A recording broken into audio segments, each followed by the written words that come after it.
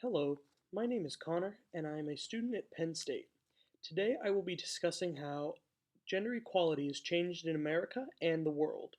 I will identify bad examples of activists, whether they label a gender or shame them. This is not right, and I want to change this. Both genders should be empowered to create equality. But first, a little history. I will be taking a look at some gender activists that got a momentous things done for equality, mainly women's suffrage. Susan B. Anthony helped found the National Women's Suffrage Foundation. She took action into her own hands by illegally voting for president, and she spoke out against injustice her whole life. Elizabeth Cady Stanton helped found the National Women's Suffrage Foundation as well. She organized the Seneca Falls Convention, in which the Declaration of Sentiments was written.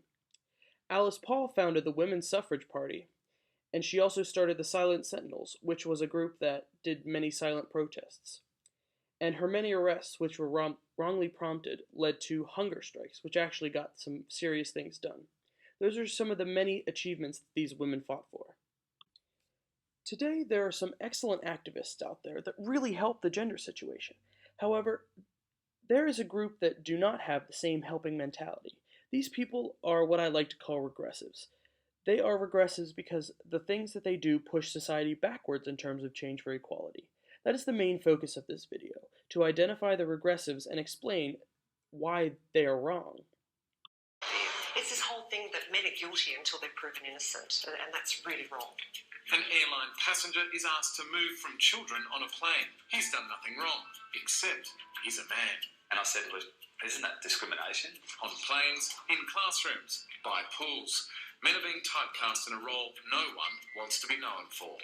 Not every guy in society is a pedophile, and to be viewed that way is a massive injustice.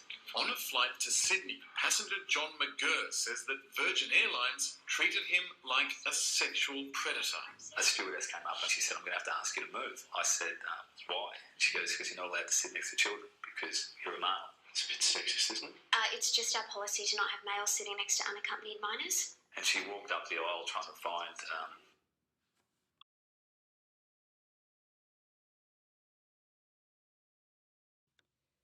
The next part is a piece of literature called the Scum Manifesto, written by Valerie Solanas. The manifesto argues that men have destroyed the world and that women need to eliminate the male sex to fix the world. There are many scathing quotes from the manifest, including, "To call a man an animal is to flatter him. He is a machine, a walking dildo." It's often said that men use women. Use them for what? Surely not pleasure. The manifesto goes past lines of even being anti-men. Solanas is trying to get women to murder men. She really believed these things because after the manifesto came out, she attempted to murder widely known artist Andy Warhol. This is wrong on so many levels, especially murdering another human being. Different ways to look at the data, but the big picture here is women do earn less in America because they choose to. They would rather go to their daughter's piano recital than stay all night at work working on a proposal. What? So they end up earning less. They're less ambitious, and I think this is sort of God's way. This is nature's way of saying women should be at home with the kids. They're happier there. I hope that your viewers do not take you, sir, seriously. There's a great book you should read. It's called Why Men Earn More, and it's all about women choosing to put family over work, and that's why they earn less. Having a choice does not mean that you're less ambitious, and your comments are absolutely deplorable. Sean, I would like...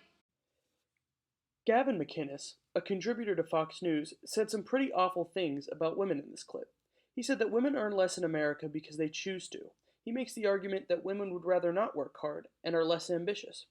Obviously, this is so incorrect. Women are people, and people can make their own choices. How can you say that women are not ambitious? Some of the world's top wealthiest people are women. Women do not earn less because they choose not to. Women earn less because they earn less. Overall, McInnes is misinformed and arrogant for even saying that these things are even possible. Pat Robertson is a TV evangelist that is very conservative. When Iowa was trying to pass an amendment that gave women more power, he wrote in saying, "The feminist agenda is not about equal rights for women. It is a socialist, anti-family political movement that encourages women to leave their husbands, kill their children, practice witchcraft, destroy capitalism, and become lesbians. Just because women get rights, they are going to destroy society, according to Pat Robertson. It is so wrong because women deserve these rights and are not going to be put down by these misogynistic men that need their egos stroked. That was the bad, but there is some good in the world of gender equality. The goal of this video is to show you how shaming and putting down one gender does not work when trying to attain equality. You must rise up both genders to reach equality. Here is an example of what this idea is. The article makes the point of saying that gender is a system, and that both men and women have to change in order for equality to exist. It is up to both men and women to change their perceptions of each other and themselves. Most of the gender equality activism comes from a focus on women, but there needs to be some for men as well.